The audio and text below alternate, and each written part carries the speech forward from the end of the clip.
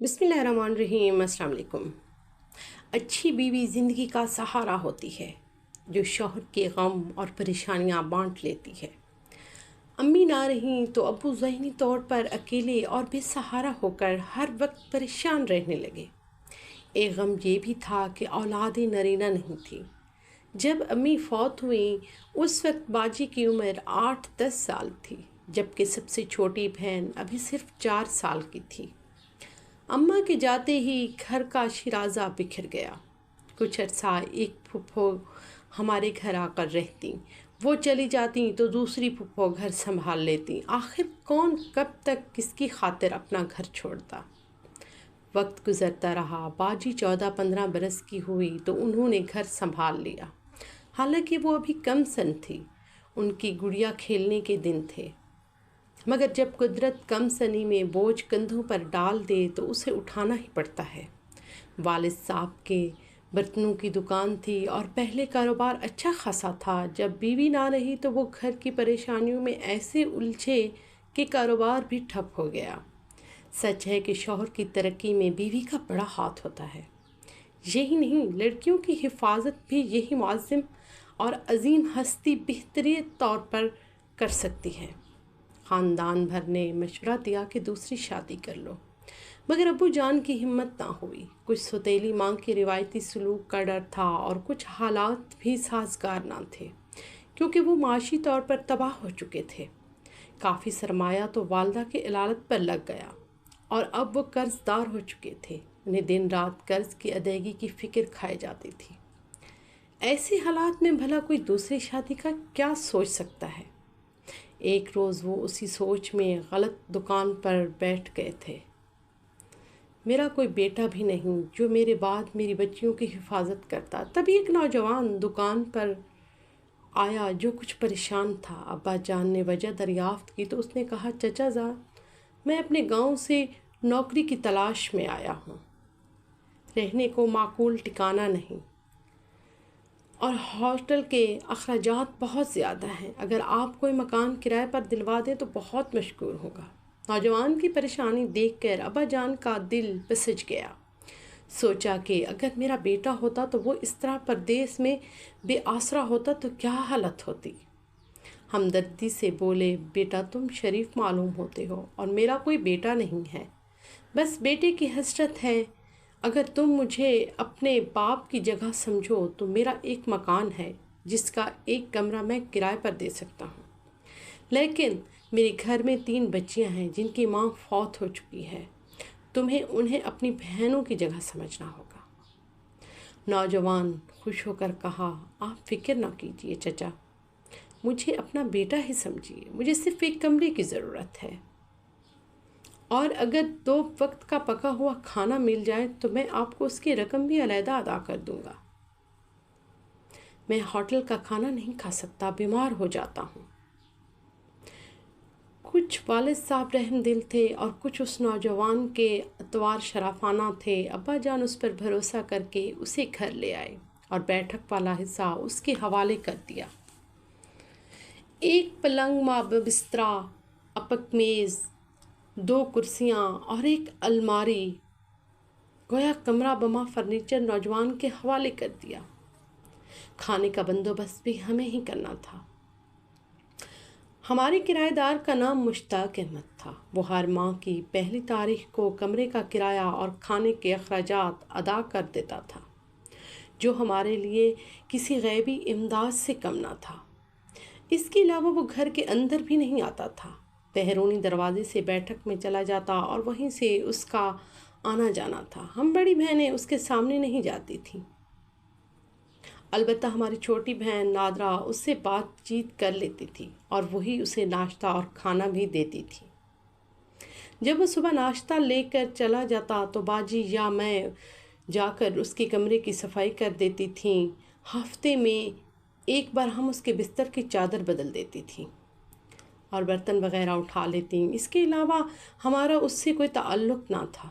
البتہ رات کو جب ابا جان دکان سے گھر لوٹتے تو اس کا موڈ ہوتا تھا کہ وہ تھوڑی دیر کے لیے مشتاق کے پاس بیٹھ کر گپ شپ لگا لیتے تھے۔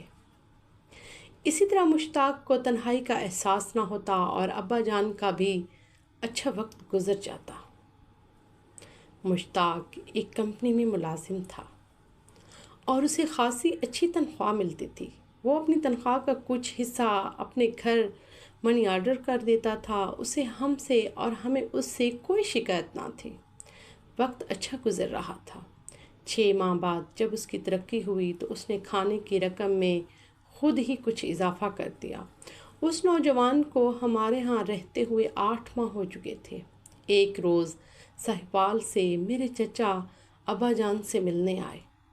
انہوں نے جب گھر میں یہ چھوٹا سا ہوٹل کھلا دیکھا تو انہیں سخت ناگوار گزرا۔ وہ ابا جان سے کہنے لگے، میاں بھائی صاحب، آپ کی عقل کو کیا ہو گیا ہے؟ گھر میں 3 جوان بچیاں ہیں جن کے سر پر ماں کا سایہ بھی نہیں، اور آپ نے ایک غیر شخص کو گھر میں ٹھہرا رکھا ہے۔ حد تو یہ ہے کہ اس کا کھانا پینا بھی سب یہیں سے ہے۔ ابا جان نے جواب دیا، بھائی ہر کسی کی نیت پر شک نہیں کرتے۔ لڑکا شریف اور پردیسی ہے، یہاں اس کا کوئی نہیں تھا۔ ہم نے محض ہمدردی کی خاطر اسے پناہ دی اور اس نے آج تک ہمیں شکایت کا موقع نہیں دیا۔ چچا جان نے کہا، جو بھی ہو، آپ کا یہ قدم درست نہیں ہے۔ زمانہ بہت خراب ہے اور ابھی آپ نے بچیوں کو بہانا بھی ہے۔ رشتے کرنے والے ان تمام باتوں پر نظر رکھتے ہیں۔ تاہم ابا جان نے کچھ ایسی دلیلیں دیں کہ چچا خاموش ہو گئے۔ وہ چھوٹے ہونے کی وجہ سے زیادہ کچھ کہہ بھی نہیں سکتے تھے۔ وقت گزرتا رہا۔ کچھ دنوں سے میں باجی کے رویے میں تبدیلی محسوس کر رہی تھی۔ وہ مشتاق کا بے چینی سے انتظار کرتی اور ذرا سی آہٹ پر جلدی سے کھانا گرم کرنے لگتی۔ کبھی کبھی وہ کھڑکی کی اوٹ سے اس کی ایک جھلک دیکھنے کی کوشش بھی کرتی۔ اسی دوران کئی بار مشتاق کی نظر بھی اچانک اٹھ جاتی اور وہ باجی کو دیکھ لیتا۔ اسے بخوبی اندازہ ہو چکا تھا کہ کوئی اسے چوری چھپے دیکھتا ہے اور اس کے تمام کام نہایت دل جمی سے ہوتے ہیں۔ اب اس کا کھانا پکانا، کمرے کی صفائی، یہاں تک کہ کپڑے دھونے جیسے کام بھی باجی اپنے ہاتھ سے کرنے لگی تھی۔ میں نے اندازہ لگا لیا کہ باجی نے شاید دل میں یہ آس لگا لی ہے کہ ابا جان ان کا رشتہ مشتاق سے کر دیں گے۔ کیا خبر ابا جان کے دل میں بھی یہی خیال ہو، کیونکہ وہ واقعی ایک اچھا لڑکا تھا۔ بہرحال دل کی بات دل میں رہ گئی۔ وہ حالات نے کچھ اس طرح انداز سے کروٹ بدلی کہ ہم سب بھنچکے رہ گئے۔ ہوا یہ کہ ایک دن اچانک ابا جان کو ساہیوال سے تار ملا کہ ان کی بہن فوت ہو گئی ہے۔ اس مجبوری کے تحت ابا جان کا جانا لازمی تھا اور میری چھوٹی بہن کو ساتھ لے کر ساہیوال روانہ ہو گئے۔ جاتے ہوئے ہمیں ہدایت کی، بیٹا تم لوگ فکر نہ کرنا، میں رات 10-12 بجے تک واپس لوٹ آؤں گا۔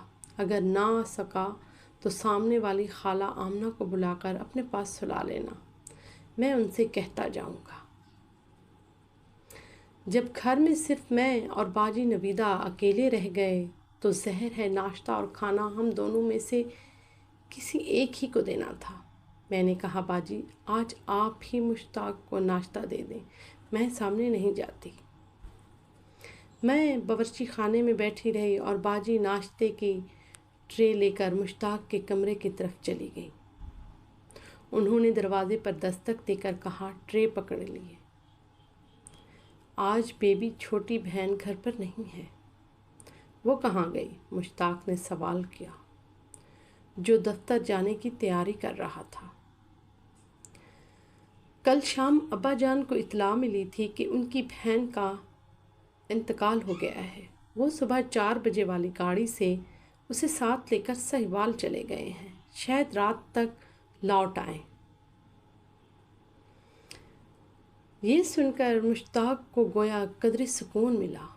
وہ بولا، آپ اندر آ کر ٹرے میز پر رکھ دیجیے، باہر کیوں کھڑی ہیں؟ کیا مجھ پر اعتبار نہیں؟ سال بھر ہونے کو ہے، کیا ابھی تک آپ مجھے غیر ہی سمجھتی ہیں؟ बाजी का दिल तो पहले ही धक धक कर रहा था। ये जज्बाती जुमले सुनकर वो खुद पर काबू न रख सकीं और सर पर दुपट्टा जमा कर बैठक में दाखिल हो गई। मुश्ताक ने कहा, आप कितनी अच्छी हैं और मेरा कितना ख्याल रखती हैं।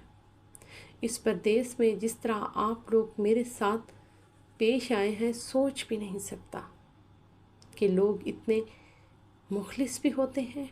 ऐसे तो अपने भी खिदमत नहीं करते। मैं बहुत दिनों से शुक्रिया अदा करना चाह रहा था मगर मौका नहीं मिला। शुक्र है आज बात हो गई। मैंने पर्दे की ओर से देखा। बाजी सर झुकाए खामोश खड़ी रहीं और फिर धीमे से बाजी हाँ कहकर उल्टे कदमों लौट आई। मुश्ताक के मुंह से ऐसी तारीफ़ी कलामात सुनकर मैं भी खुश हो गई और मेरे दिल में भी उसकी कदर बढ़ गई। रात 8 बजे वो दफ्तर से वापस आ गया। उसने रात के खाने की ट्रे ली, खाना खाया और फिर सर पर रुमाल रख कर वो सो गया। मैंने और बाजी ने मशवरा किया कि हम रात 10 बजे तक अब्बा का इंतज़ार करेंगे, वरना सामने वाली खाला आमना को बुला लेंगे। 9:30 बजे के करीब बैठक के अंदरूनी दरवाजे पर, जो हमारे घर के अंदर खुलता था, मुश्ताक ने दस्तक दी। बाजी दरवाजे पर गई तो वो बोला, अगर जहमत ना हो तो एक प्याली चाय बना दे, मेरे सर में सख्त दर्द है। मैं ज़रा बाहर से दर्द की गोली ले आता हूँ, आप दरवाज़ा अंदर से बंद कर लें, जब मैं आऊँगा तो खोल देना। वो चला गया। बाजी ने उसके कमरे के दरवाज़े की कुंडी अंदर से चढ़ाई और चाय बनाने लगी।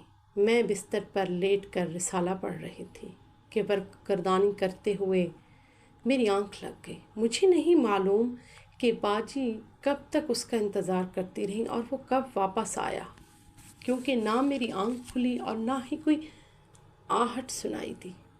क्योंकि अब्बा जान को सुबह 4 बजे वाली गाड़ी पकड़नी थी, इसलिए हम दोनों बहनें गुज़िश्ता शब 3 बजे की ही जाग रही थी। इसी थकन की वजह से मैं गहरी नींद सो गई।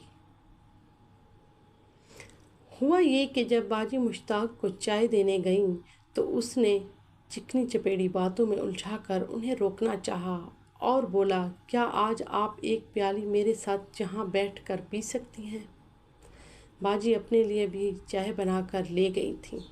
इतनी देर में मुश्ताक ने खामोशी से प्याली में खौबावार गोलियां मिला दी थीं और वो प्याली उसने बाजी को थमाते हुए कहा, मेरी आरज़ू है कि आज आप ये चाय मेरे पास बैठ कर पिएं। इसी तरह उसने बाजी वाली प्याली खुद उठा ली और जिसमें नशावार दवा मिली थी वो बाजी को दे दी। रात का वक्त था। बाजी घबरा रही थी क्योंकि मैं सो चुकी थी और उन्होंने मुश्ताक के इंतज़ार में आमना खाला को भी नहीं बुलाया।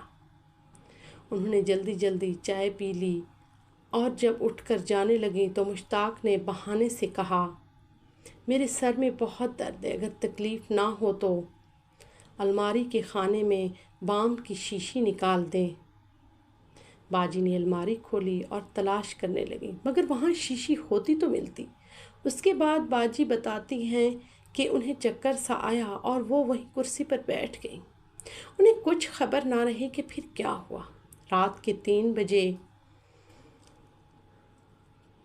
मैं उस वक्त किसी को बुला भी नहीं सकती थी क्योंकि उसमें हमारी रुसवाई और बदनामी थी, मगर बाजी की तिब्बी इमदाद देना भी ज़रूरी था क्योंकि उनकी जान जाने का अंदेशा था। एक लम्हे के लिए मैंने गौर किया और इस नतीजे पर पहुंची कि इज़्ज़त जान से ज़्यादा कीमती होती है। मुझे रात गए किसी का दरवाज़ा नहीं खटखटाना चाहिए। मुमकिन है कि बाजी को खुद ही होश आ जाए।